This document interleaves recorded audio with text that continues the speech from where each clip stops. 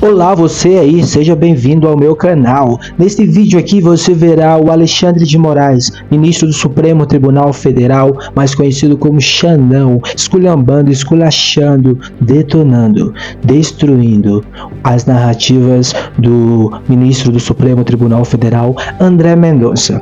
Foi escolhido pelo Bolsonaro, ou seja, coisa boa não é. O Alexandre de Moraes vai deixar claro para o André Mendonça que as coisas não são tão fáceis quanto parece para ele lá dentro do STF. O André Mendonça quis supor sobre, por exemplo, a quebra de sigilo do Alexandre de Moraes. E o Alexandre de Moraes rebate. Você verá todos os detalhes aqui neste vídeo. Se você gosta desse tipo de vídeo, deixa um like, um comentário, compartilha, se inscreve no canal, seja membro do canal. Tudo isso ajuda muito. Para os bolsonaristas, os André Mendonça aqui de plantão, faz o L e continua chorando.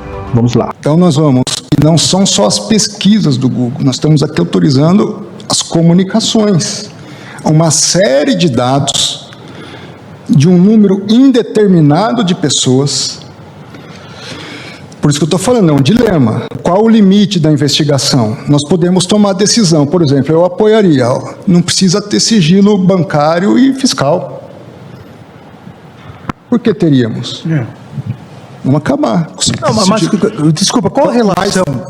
Qual a relação disso com o que nós estamos discutindo? Nenhuma. A relação é gigante. Nenhuma. Olha isso. Eu estou invadindo as comunicações das pessoas. Não, mas há uma investigação prévia que aponta essa necessidade. Não tem nenhuma relação com acabar com o sigilo bancário das pessoas. Nenhuma relação. Eu, quando faço uma quebra dessa natureza, eu pego tudo. Eu pego o que tem de bom, o que tem de ruim, o que tem de intimidade, o que tem correlação com o crime específico, o que não tem. Quando se faz uma interceptação telefônica também.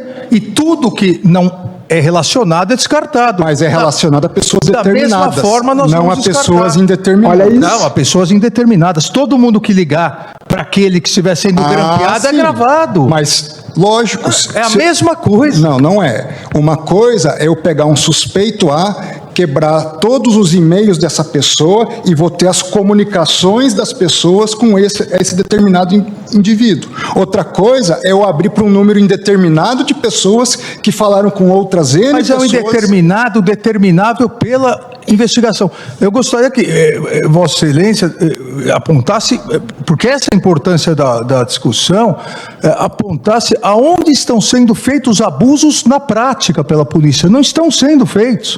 Até hoje não tem essa tese. Né? Tem o dado de uma pessoa não identificada ainda, mas você tem no cruzamento de informações. A polícia não vai mais poder pegar toda aquela região para saber aonde é o cativeiro. Não há lógica nisso. O que não vai se poder, na minha ótica, é quebrar o sigilo de todo mundo daquela região para depois ver quem que está envolvido. E os sequestrados morrem enquanto a polícia... Olha isso, o Alexandre de Moraes detalhando claramente como funciona a quebra de sigilo, mas o André Mendonça se faz difícil de entender. Tem essa cara de bobo, essa cara de eu sou inocente, por favor, o que eu falo é verdade. Mas não, André Mendonça, nós conhecemos o seu tipo. Nós conhecemos que onde vocês estão, o caos reina. Mas o Alexandre de Moraes sempre rebate os seus argumentos com argumentos sólidos. É só escutar que você aprenderá, André Mendonça, ok? Faz busca e apreensão em cada caso. Por isso que a questão não é simples. Se fosse simples, nós não estaríamos discutindo aqui. Por isso que são juízos de valores que nós precisamos fazer. Qual o limite de uma investigação? Eu pego lá, quem pesquisou isso, quem pesquisou aquilo, comunicação de todo mundo. Aí, vamos lá, eu estou pesquisando uma lavagem de dinheiro. Nesse mundo de pessoas indeterminadas, eu encontro de tudo. Eu encontro lavagem, eu encontro um sequestro, eu encontro um furto, eu encontro de tudo. Uma vez descoberta a situação, com base numa medida legítima, pressupondo legítima de uma autorização judicial, eu jogo tudo, ou seja, nós vamos criar um ambiente que não é um fishing expedition, é de arrastão.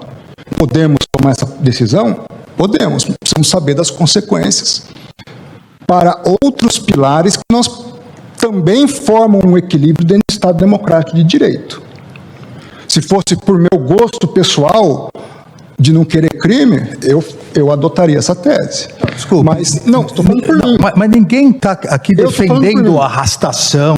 Vossa Excelência aqui, para defender o seu posicionamento, está dizendo que os demais estão isso, mas não é verdade. Eu estou dizendo que é isso, na minha Pessoal, não é a primeira vez que o André Mendonça e o Alexandre de Moraes entram em uma briga, em uma discussão fervorosa como essa que vocês acabaram de ver.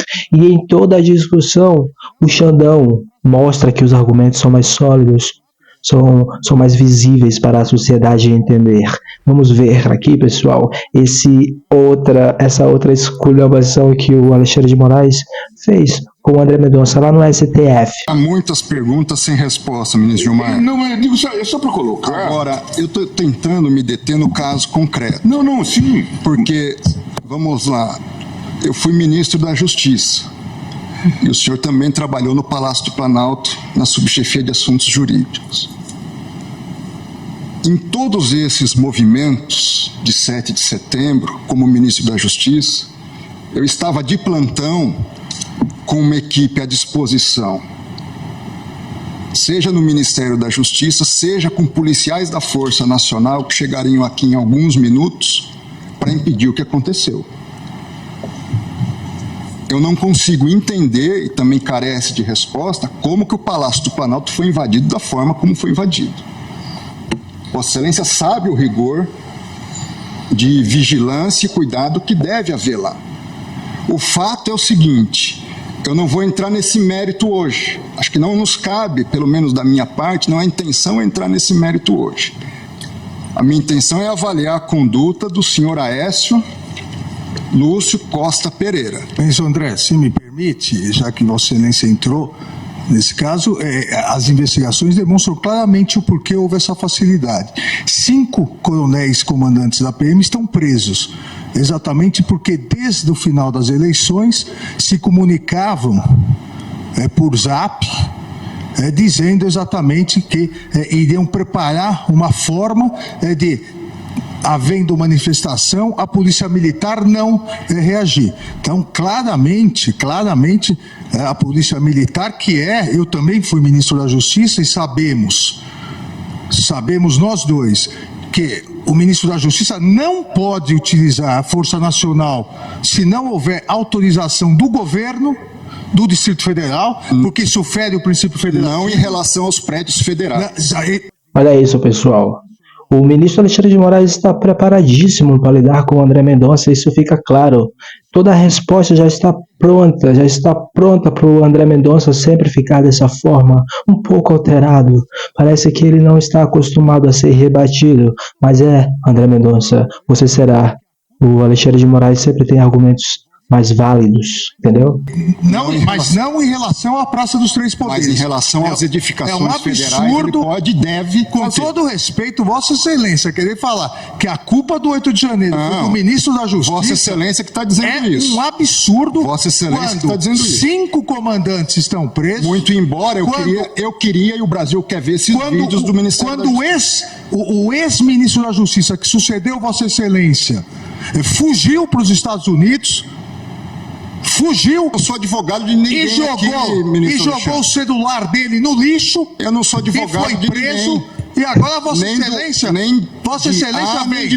Vossa Excelência vem no plenário do Supremo Tribunal Federal, que foi destruído, para dizer que houve uma... Pessoal, ficou claro que o Alexandre de Moraes sempre esculhamba o André Mendonça. O André Mendonça não tem argumentos plausíveis, foi escolhido pelo Bolsonaro e obviamente que assim seria. Se você gosta desse tipo de vídeo, deixa um like, um comentário, compartilha esse vídeo, se inscreve no canal, seja membro do canal, tudo isso ajuda muito. Para os bolsonaristas aqui de plantão, faz o L, e continua chorando. Pessoal, muito obrigado pela companhia, vejo você na próxima. Se cuidar, até lá. Fui!